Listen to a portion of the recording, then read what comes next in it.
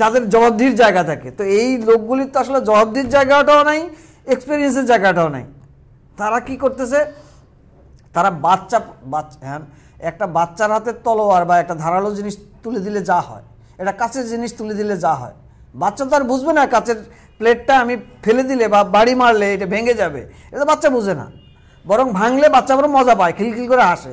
তো আমাদের দেশটা তো এখন ওই বাচ্চাদের হাতে, অবুঝ শিশুদের হাতে, যারা আসলে না আছে কোনো এক্সপেরিয়েন্স, না আছে কোনো ভিশন।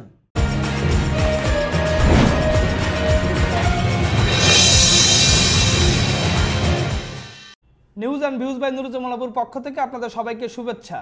আপনারা সকলে জানেন যে সরকার যে নতুন করে প্রায় শতাধিক পণ্যের উপরে ভ্যাট বসিয়েছে, সেটা নিয়ে সারা দেশে ব্যাপক আলোচনা সমালোচনা চলছে। কারণ অনেকগুলো নিত্য প্রয়োজনীয় জিনিসপত্রের দাম বেড়ে যাচ্ছে। এমনিতেই বাংলাদেশে নিত্য প্রয়োজনীয় দ্রব্য সামগ্রীর ঊর্ধ্ব মূল্য, এ নিয়ে সাধারণ মানুষ যারা তারা হাঁসফাঁস খাচ্ছে।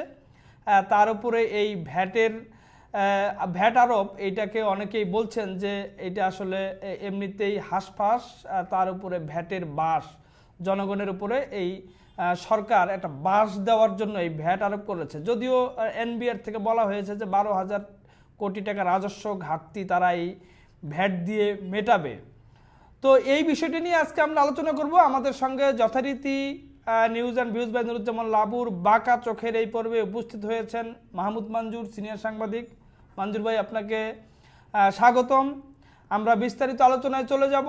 তবে বিস্তারিত আলোচনায় যাওয়ার আগে আপনাদের সকলের কাছে request, news and views by Nuruzzaman Labu আমার একটি ইউটিউব চ্যানেল। আমাদের আলোচনা বিশ্লেষণ আপনাদের যদি ভালো লাগে তবে অবশ্যই সাবস্ক্রাইব করবেন, আর লাইক, কমেন্টস ও শেয়ারও করতে পারেন। যদি ভিন্ন মত থাকে তবে কমেন্টস অপশনে জানাতে পারেন। তো মঞ্জুর ভাই, যেটি বলছিলাম যে সোশ্যাল মিডিয়াতে একটা কথা হচ্ছে, বেশ কথা, যে গরিবের ভ্যাট না বাড়িয়ে ধনীর ট্যাক্স বাড়ানো উচিত ছিল। অনেকে বলছেন যে এমনিতেই দ্রব্যমূল্য নিয়ে একটা হাঁসফাঁস অবস্থা, এইটাকে অন্তমিল বানিয়ে যে এমনিতেই হাঁসফাঁস, তার উপরে ভ্যাটের বাস।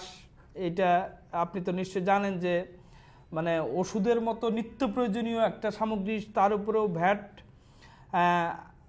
একটু পুষ্টিদায়ক খাবার, যে আপেল, মালটা, কমলা, সেটার উপরে ভ্যাট আমদানিতে। এলপিজি গ্যাস, মুঠোফোনের সেবা বা মোবাইল সেবা, ইন্টারনেট সেবায়, পোশাক কিনতে ব্র্যান্ডেড নন ব্র্যান্ডেড ভ্যাট দিতে হবে। রেস্তোরাঁয় আপনি খেতে যাবেন, এক সহকর্মী আলোচনা করছিল যে সেখানেও 40 টাকার ভাত আনিয়েছে, 6 টাকা অতিরিক্ত ভ্যাট দিতে হয়েছে। তা বাংলাদেশের তো এমনি যে অবস্থা দ্রব্যমূল্যের, আমি আপনি এই শোতে অনেকবার বলেছি, অনেক কথা বলেছি, নতুন করে এই ভ্যাটের জন্য এটা কেমন হলো?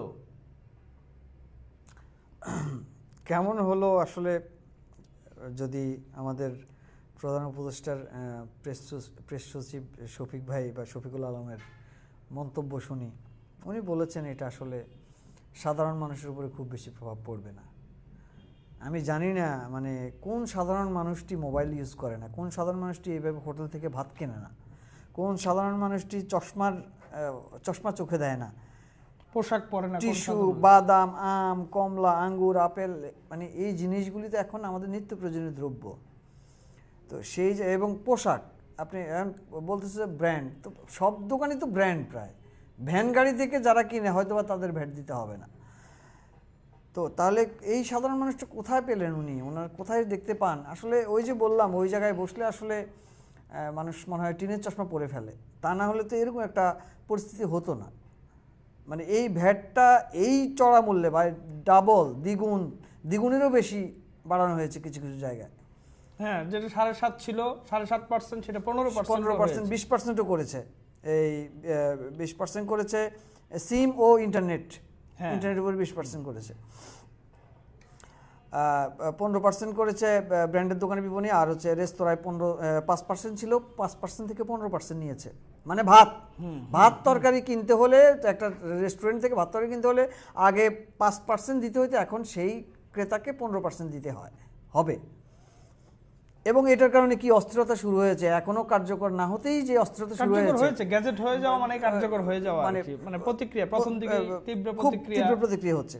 আমরা শুধুমাত্র আলু 3 কেজি 100 টাকা কিনতে পাচ্ছি, বা আলুর দামটা একটু কমেছে, এই ছাড়া আমাদের তো আর কোনো সূচক কোনো জায়গায় কমে নাই। সেই অর্থে সেই জায়গাতে নতুন করে এই ভ্যাট, আগে আমাদের সাধারণ মানুষের আতঙ্ক কি ছিল, যখন বাজেট হতো জুনের দিকে, মে জুনের দিকে আমাদের একটু একটু স্টক হইতো, একটু দাম বাড়তো, একটু কিছু জিনিসের দাম বাড়তো, সেটা একটা প্র্যাকটিস ছিল বা একটা প্রস্তুতি ছিল। যেমন মাস প্রতি বছরে একবার হয়তো বা 200-400 টাকা বাসা ভাড়া বাড়ে, ওই রকম প্রস্তুতি আর কি। তো সেই প্র্যাকটিস থেকে আমরা এখন নতুন করে ঢুকে গেলাম জানুয়ারি মাসে এসে আমরা এরকম একটা মোটা ভ্যাটের একটা কবলের মধ্যে পড়লাম। তো এইটা আমাদেরকে সামনে কই নেই, এখন শীতকাল চলতেছে। আপনি নিশ্চয়ই একটা খবর দেখেছেন যে প্রথম আলোর আজকে লিড যেটা আর কি, যে এনবিআর বলেছে যে এই ভ্যাটের মাধ্যমে তারা 12,000 কোটি রাজস্ব ঘাটতি পূরণ করার একটা প্রচেষ্টা করেছে, এবং গত মানে কয়েক মাসে ব্যাপক রাজস্ব ঘাটতি হয়েছে। একদিকে এইটা হচ্ছে, আবার আরেকদিকে আপনি নিশ্চয়ই আরেকটা খবর আপনার চোখে পড়েছে কিনা, যে সরকারি কর্মচারীদেরকে মহার্ঘ ভাতা দেওয়ার জন্য 7,000 কোটি টাকা সেখানে লাগবে মহার্ঘ ভাতা দিতে। তার মানে কি এই সাধারণ মানুষের পকেট থেকে টাকাটা নিয়ে কি সরকারি কর্মচারীদের এই মহার্ঘ ভাতাটা দেওয়া হচ্ছে কিনা? তো সেটা মানে আমরা তো সেটাই দেখতেছি। একই সময়ে আমরা 7,000 কোটি টাকা, not a matter of joke, যেখানে আমাদের ইকোনমির অবস্থা খারাপ, রিজার্ভের অবস্থা খারাপ, আমদানি রপ্তানিতে করতে পারতেছি না, ডলার সংকট, ব্যাংকগুলি ফাঁকা, সেই জায়গা থেকে আমরা মহার্ঘ ভাতা চালু করলাম সরকারি কর্মচারীদের জন্য। কি কারণে? তাদেরকে খুশি করার জন্য নিশ্চয়ই।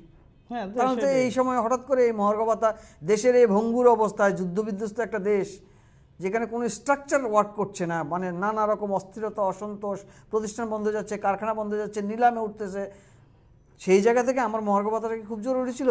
সেই জায়গা থেকে এই ভ্যাট আরোপ করে মানুষের এই মানে পিঠে আরেকটা বোঝা চাপায় দেওয়ার কি কোনো দরকার ছিল? কোনো দরকার ছিল না। এমনিতেই তো খুব ভীষণ রকম বাজে অবস্থা। এইটা তো একেবারে, যদিও সরকারের পক্ষ থেকে বলা হচ্ছে যে প্রভাব পড়বে না, কিন্তু প্রভাব কিন্তু পড়তে শুরু করেছে। মানুষ কিন্তু কথাও বলা শুরু করেছে।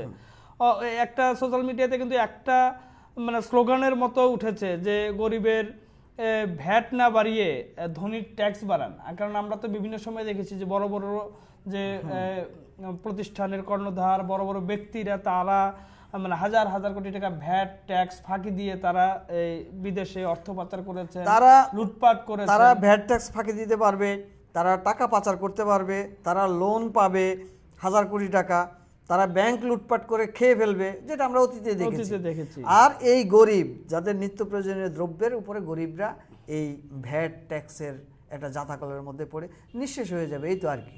চালের দাম এদের নিয়ে চালের দাম বৃদ্ধি পেয়েছে, এবং এটা তো বৃদ্ধি ক্রমে পাচ্ছিলই, সেটা আরো বৃদ্ধি পাচ্ছে। এবং স্বাভাবিক, আপনি যখন একটা জিনিসের উপরে কিছু 1% পণ্যের উপরে আপনি ভ্যাট বাড়াবেন, এটার প্রভাব কিন্তু অন্যান্য প্রোডাক্টের উপরে পড়বে, মানুষের জনজীবনে অন্য কিছুর মধ্যে পড়বে।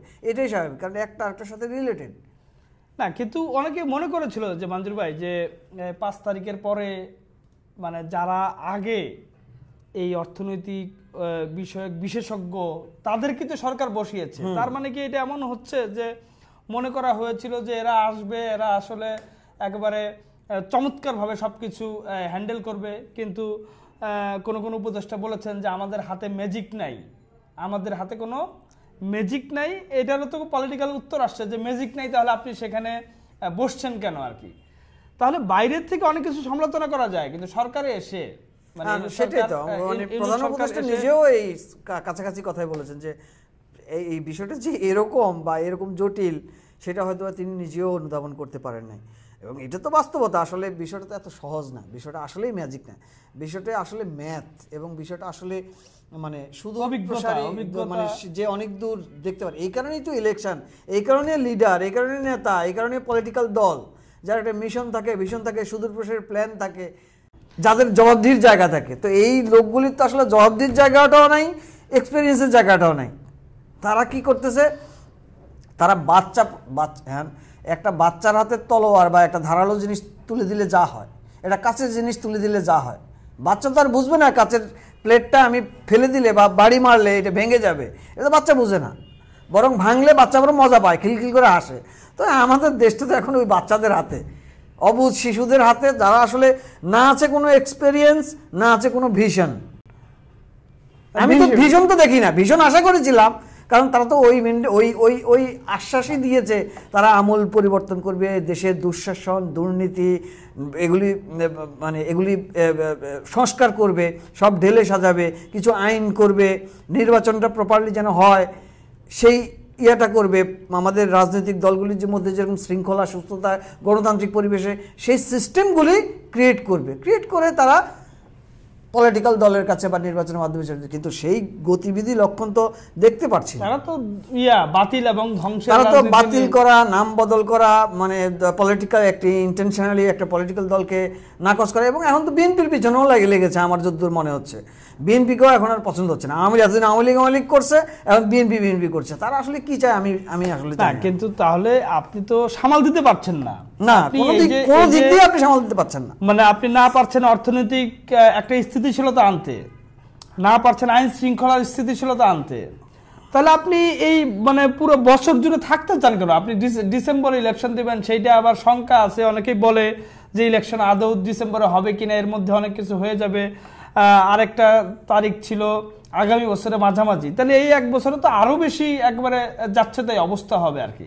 এবং চট্টগ্রামে আজকের ঘটনা, চট্টগ্রামে কালকের ঘটনা, গতকালকের ঘটনা, ওই যে বৈষম্য বিরোধী ছাত্র আন্দোলনের দুই গ্রুপের মধ্যে মারামারি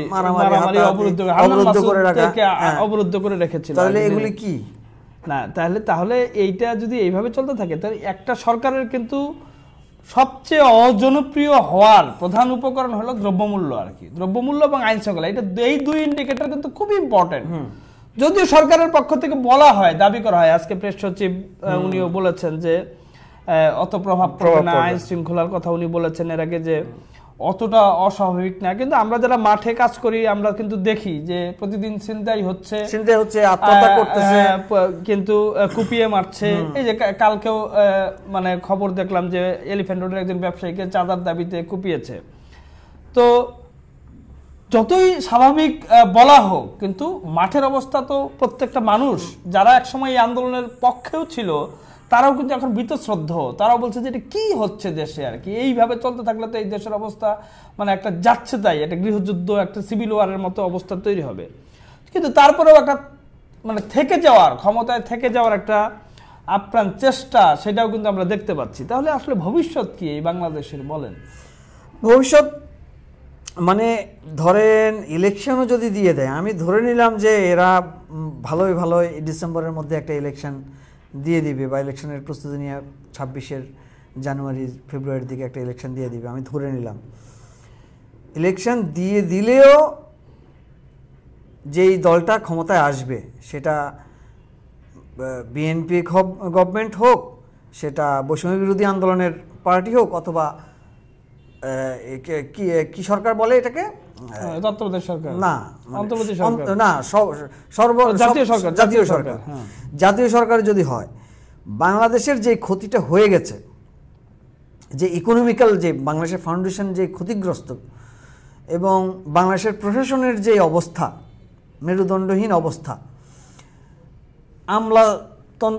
আমলাদের মধ্যে যে কে বসে না, আমাদের মধ্যেও তো আসলে মানে নানা রকম শঙ্কা, আশঙ্কা, দল বদল। কিন্তু তারপর আপনি একটা জিনিস খেয়াল করেন যে আইন শৃঙ্খলা বাহিনীর উপরে যত লোকজনকে অ্যারেস্ট করা হয়েছে, যত লোকজনকে বদলি করা হয়েছে, আমলাতান্ত্রিক যে অন্যান্য সেক্টর, বাংলাদেশে তো অসংখ্য সেক্টর আর কি, মানে সুবিধাভোগী তো অনেকেই, আপনি কিন্তু সেই অর্থে অত নিউজ কিন্তু আপনি দেখছেন না যে তারা কিন্তু বহাল তবিয়তেই আছে, তারা তাদের মতো আড়ালে আবডালে রয়ে যাচ্ছে আর কি, সমস্ত ইয়াটা যেন পুলিশের উপরে পড়েছে, এটা একটা।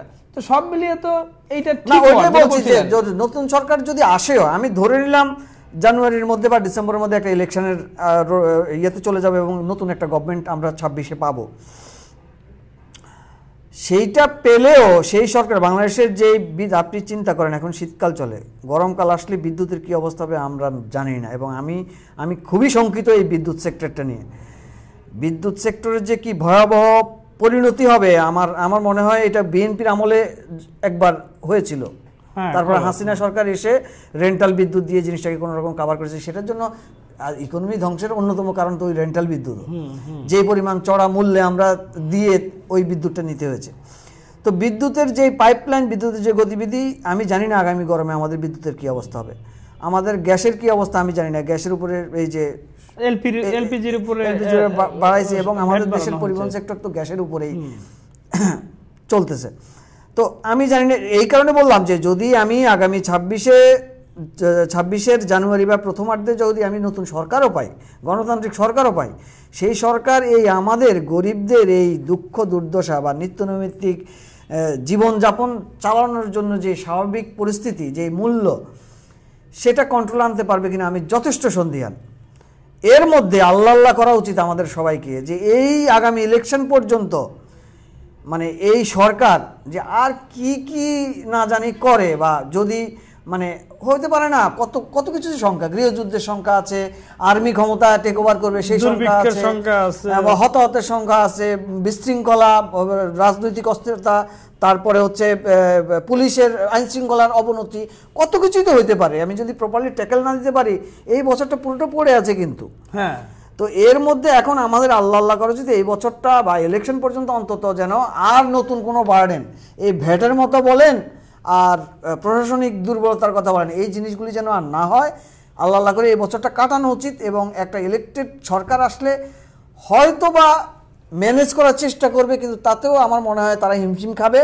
কিন্তু আলটিমেটলি আমার ওই গভর্নমেন্ট, নির্বাচিত গভর্নমেন্টের বাইরে আমার আসলে খুব বেশি আর মানে মানে দম নেওয়ার সুযোগ আমি দেখছি না। কিন্তু একটা তো জিনিস যে কোনো আসলে এই যে সাধারণ মানুষের জন্য কিন্তু ভাবার লোক কম। আমরা অতীতেও দেখেছি যে তবু রাজনৈতিক দলগুলো যেহেতু একটা জবাবদিহিতা থাকে, তারা যখন ক্ষমতায় আসে একটা জনগণের কাছে স্থানীয় পর্যায়ে ওরা জানে 5 বছর হলো আবার আমাকে যাইতে হবে। এখন তো আসলে নির্বাচিত সরকার না, ফলে তাদের তো জবাবদিহিতার সেই অর্থে জায়গা নাই। সেই জন্যই কিনা এরকম জনবিমুখ যে সিদ্ধান্তগুলো তাদেরকে নিতে দেখা যাচ্ছে, হয়তোবা মানে এইসব কারণেই। তবু আমরা তো চাই, আসলে আমরা চাই যে সরকার, যে কোনো সরকার আসলে সাধারণ মানুষের কল্যাণের জন্য কল্যাণকে সবচেয়ে বেশি প্রায়োরিটি দেবে, সবচেয়ে বেশি। এই যে যেমন ভ্যাটের মতো একটা বিষয়, মানে এটা ভীষণ রকম প্রভাব পড়বে না বললেও আমরা যারা সাধারণ মানুষ তারা বুঝি যে এটা কীরকম প্রভাব আমাদের উপরে মানে পড়া শুরু হয়েছে। তো আমরা চাই যে সরকার আসলে মানুষের জন্য, মানুষের নিত্য প্রয়োজনীয় জিনিসপত্র কেনার থেকে শুরু করে তার যেন নিরাপত্তা দিয়ে নিশ্চিতভাবে চলার জন্য সেগুলোকে প্রায়োরিটি দিয়ে কাজ করবে।